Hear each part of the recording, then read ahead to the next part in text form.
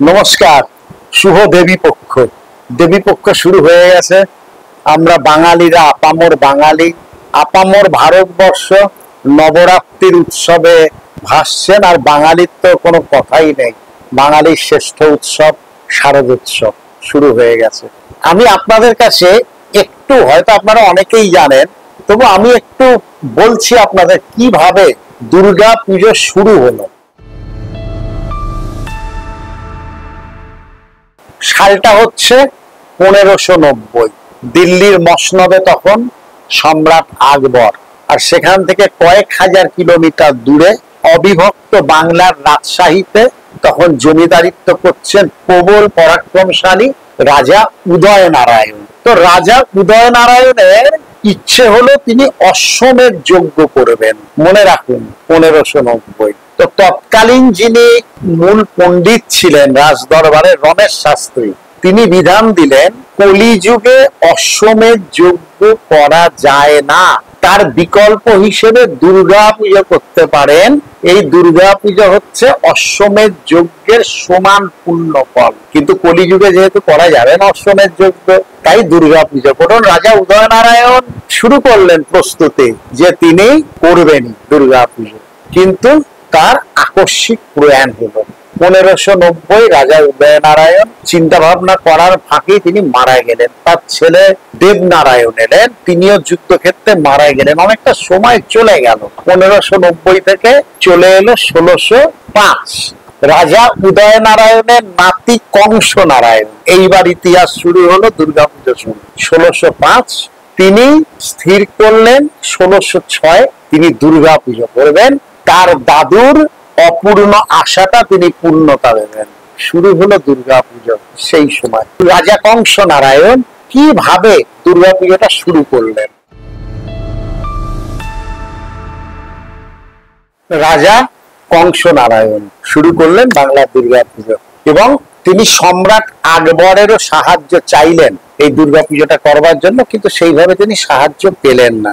বাংলায় দুর্গা পুজো শুরু হয়ে গেল 1605 থেকে তোড়জোড় শুরু করলেন 1606 সাল। গবেষকদের কাছে এটা নিয়ে কোনো দ্বিমত নেই। এবার গবেষকদের মধ্যে একটা জায়গায় একটু মতান্তর আছে। একদল বলেন না, ওই রাজা কংস নারায়ণ রাজশাহীতেই প্রথম দুর্গা পুজো চালু করেছিলেন।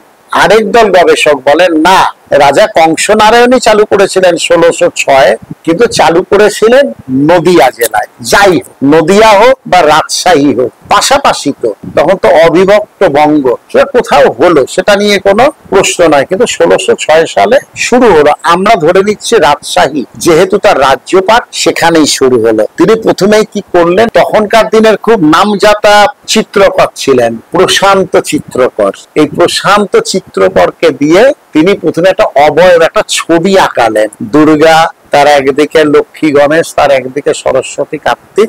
এবার 5 জন মৃৎশিল্পীকে তিনি দিলেন যে সেই মৃৎশিল্পীরা কি করবেন না, সেই মৃৎশিল্পীরা মূর্তিটা বানায়, কার মূর্তিটা সেরা হয়। তখন দেখা গেল যে 5 জন ছিলেন, তার মধ্যে রমেশ ভাস্কর, সেই রমেশ ভাস্করের মূর্তিটাই সেরা হলো। সেই রমেশ ভাস্করের মূর্তি দিয়ে 1606 সালে শুরু হলো বাংলার তথা ভারতবর্ষের প্রথম দুর্গা পুজো। আমরা ধরে নেব তার রাজ্যপাট রাজশাহী, রাজশাহীতেই।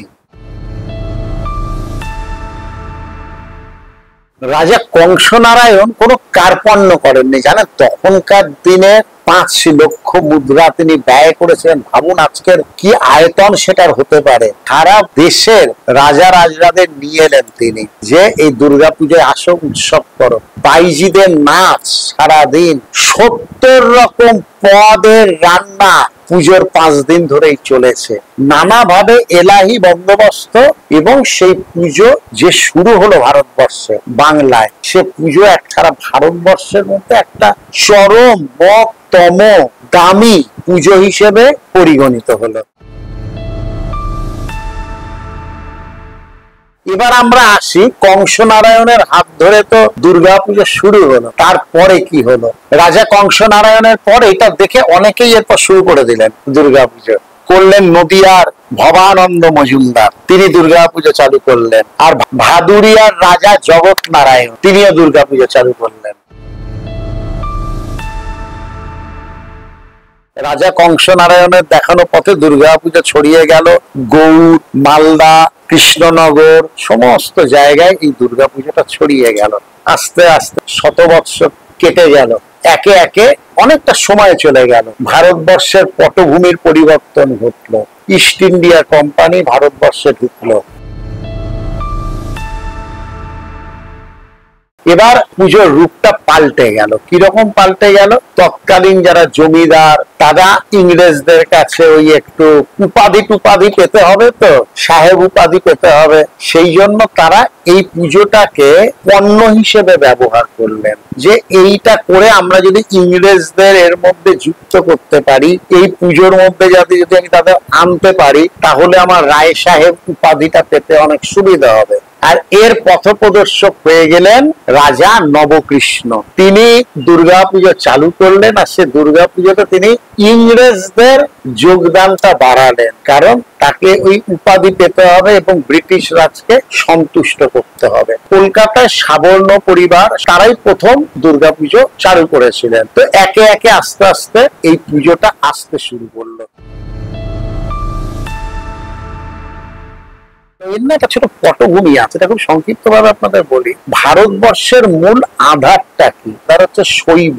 আর ভারতবর্ষ তো আদিবাসীদের দেশ, একদম ভূমিপুত্ররা হচ্ছে আদিবাসী ভারতবর্ষে। আর তাদের কি মূল উৎসব ছিল? চড়ক, গাজন, মকর সংক্রান্তি, চোত সংক্রান্তি, এইগুলো ছিল ভারতবর্ষের মাটির উৎসব। আর এই উৎসবটা ছিল একদম আদিবাসীদের মধ্যে নিহিত। ইংরেজ এলো, আস্তে আস্তে আস্তে আস্তে একটা বাবু কালচার শুরু হলো। রাজা, রাজরা, জমিদার, এই একটা শ্রেণী তো তৈরি হলো ইংরেজের আগে থেকেই। এবার তাদের কিন্তু মকর সংক্রান্তি থেকে চড়ক, গাজন, এইখানে তাদের প্রবেশাধিকার ছিল না। এটা একদম ভারতবর্ষের যারা ভূমিপুত্র আদিবাসী, এখনো দেখবেন এটা গ্রামাঞ্চলেরই পুজো হিসেবে পর্যবসিত হয়।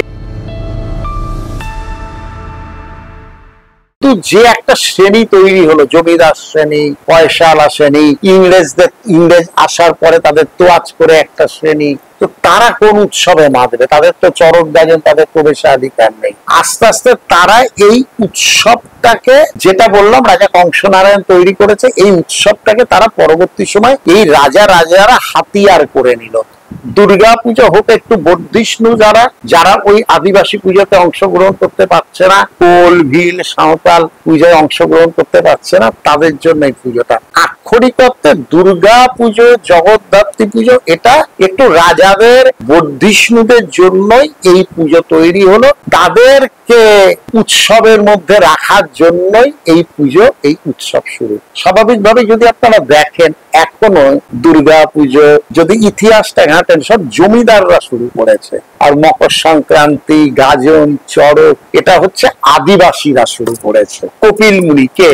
ওই সময় কপিল মুনি কে?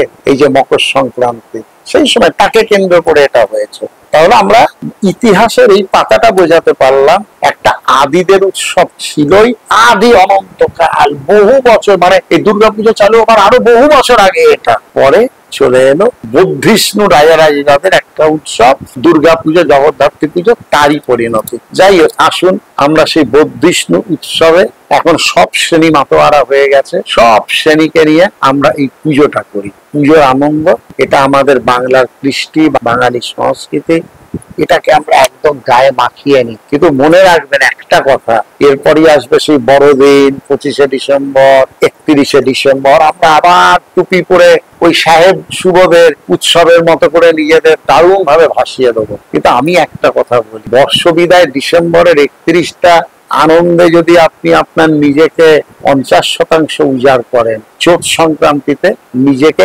100% উজাড় করুন। ওটা তো আমাদের উৎসব, আমাদের মাটির উৎসব। চড়ক, গাজন, এগুলো আমাদের বহু বহু পুরুষ আগে, সেই বশিষ্ঠ মুনি থেকে বাৎস মুনি, কাশ্যপ মুনি, এদের উৎসব। সেই উৎসব আমাদের, মানে বহু বহু বহু পুরুষ আগের উৎসব। আমরা যেন চড়ক, গাজন, হালখাতা, এই উৎসবটাকে উপেক্ষা না করি। এই উৎসবটা আমাদের প্রাণের থাকুক, কারণ এটা আমার মাটির, আমার জিন, তার উৎসব। এটা 31 ডিসেম্বর উৎসব করুন, আনন্দ করুন, কিন্তু নিজের জিনের উৎসবটাকে পুরো সর্বাগ্যে রাখুন। নমস্কার।